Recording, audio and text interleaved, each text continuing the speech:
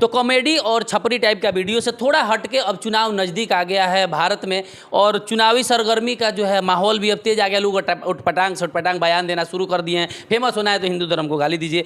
हमारे साथ है अभी बीजेपी के पूर्व विधायक, वो भी चनपटिया के प्रकाश राय जी हैं। और ताज़ा मामला चनपटिया में आप मनीष कश्यप के मामला में देखे भी होंगे कि उमाकांत सिंह से जो है उनका मुख्य केस चल रहा है। कुछ लोग कहता है कि मनीष कश्यप बीजेपी का आदमी है।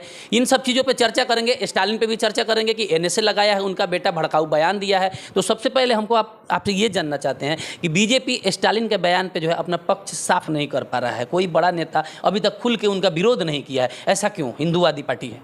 ऐसा है ना कि ये सब दिमागी दिवालियापन वाले लोग हैं, और इस पर बहुत ही अच्छे ढंग से हमारे माननीय प्रधानमंत्री ने अपना सभी कैबिनेट के बैठक में उन्होंने रखा है। और ये गलत है कि बीजेपी ने अपना स्टैंड क्लियर नहीं किया। बीजेपी ने बहुत ही साफ शब्दों में इसकी बहुत ही भर्त्सना की है। ये किसी धर्म समुदाय को आप गाली देते हैं, कोई भी दल हो, कोई भी नेता हो, ये तो सरासर गलत बात है, नाजायज़ है। नुपुर शर्मा के मामला में बीजेपी निष्कासित कर दिया पार्टी से। धार्मिक भावना को जो ख्याल रखते हुए स्टालिन इतना बड़ा बयान दे देता है, वो भी उस राज्य का मुख्यमंत्री का बेटा जहां पे सबसे ज़्यादा प्राचीन मंदिर है, कन्याकुमारी, तिरुपति बालाजी से लेके और राम सेतु हमारा वहीं पे है, सब सनातन धर्म के नाम से जाना जाता है। तो क्या इसका अरेस्टिंग नहीं होना चाहिए था हिंदुओं के भावना का ख्याल रख के? ऐसा है ना कि बहुत सारी चीज़ों का मैं इस बात में बहुत विश्वास रखता हूँ कि बहुत चीज़ों का जो नाजायज़ और गलत होता है उसको नेचर से और जनता के द्वारा उसको सज़ा मिलती है। ऐसा नहीं है कि कोई आदमी गलत करके उसे मुक्ति मिल जाए। गलत की सज़ा हमेशा मिलती है, ऊपर वाला भी देता है और हमारी जनता जनार्दन भी देता है। या फिर ये पब्लिसिटी स्टंट है, राजनीति फालतू बयानबाजी? ये उसको तो कोई जानता ही नहीं था कि आप नहीं जानते थे स्टालिन के बेटा को मंत्रिमंडल में शामिल है? वो मंत्रिमंडल में होगा जी, उससे क्या, वो तो उसका बेटा है मुख्यमंत्री का, इसलिए मंत्रिमंडल में शामिल है।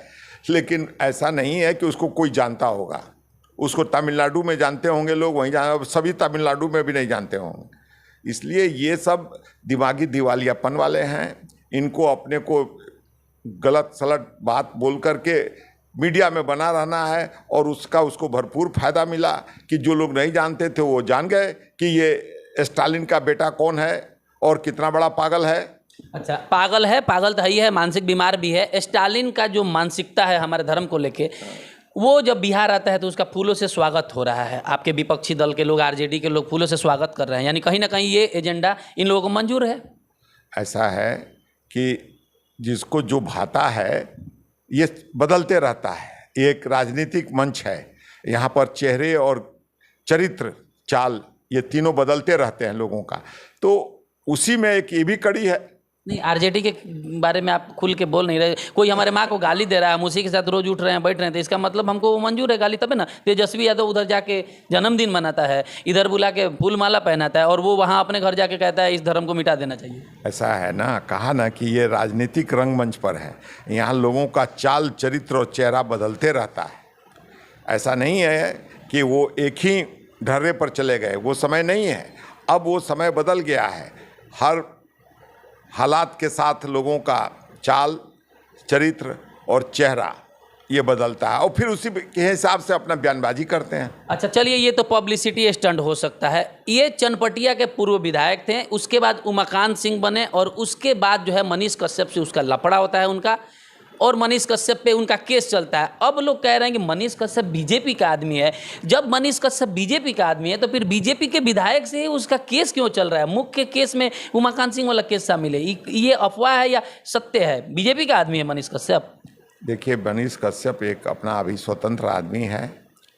वो बहुत ज़मीन से जुड़ा हुआ व्यक्ति है, और वो अपने को आगे बढ़ाने के लिए कुछ लोगों को रास नहीं आया। मनीष कश्यप की ये जो आगे बढ़ते हुए कदम जो थे, इसलिए उस पर 10 तरह की बातें होती हैं। जो हुआ उसके साथ नाजायज़ हुआ है। यानी कहीं ना कहीं जो ये लोग समझते हैं कि वो बीजेपी का एजेंट है, या बीजेपी में चला जाएगा, या बीजेपी से चुनाव लड़ने वाला है, उनको ये चीज़ सोचना चाहिए कि उसका जो मुख्य केस है, जिस बेतिया में पेशी हुआ था तमिलनाडु से लाके, वो बीजेपी के विधायक से केस चल रहा है। अगर ऐसा कोई साठगांठ बीजेपी से रहता तो सबसे पहले तो ये केस रिमूव होता। तो इस तरह का खबर जो है कहीं ना कहीं फर्जी है। हालांकि एनएसए उस पर गलत तरीका से ये लोग लगवा बहुत गलत तरीके से एनएसए लगा है। कहने के लिए तो लोग ये भी कहते हैं कि मनीष कश्यप को मेरा खास आदमी है, जबकि आपका हाँ, मनीष कश्यप को मैंने ही झगड़ा करा दिया।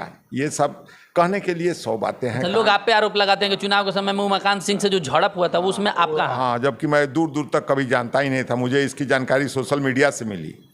तो कहने वाले के लिए कोई दिक्कत नहीं है। फ्रीडम ऑफ स्पीच इसको कहिए, ये फ्रीडम ऑफ स्पीच है। जितना गलत बोलना है बोलते जाए। 2024 में कौन जीत रहा है? ये तो समय बताएगा। मोदी जी का एक लहर है। जो भी है वो तो चुनाव अब नज़दीक आ गया है और वो समय बताएगा। तो चलिए, नेताजी लोग हैं, अभी खुल के सारा पत्ता अपना नहीं खोलते हैं, स्टैंड नहीं दिखाते, लेकिन स्टालिन का जो है ये पूरा कड़ा निंदा किए हैं। और मनीष कश्यप बीजेपी का आदमी है, इस तरह का खबर में अभी कोई सच्चाई नहीं है, चूंकि केस जो है बीजेपी के विधायक से ही चल रहा है। बहुत बहुत धन्यवाद।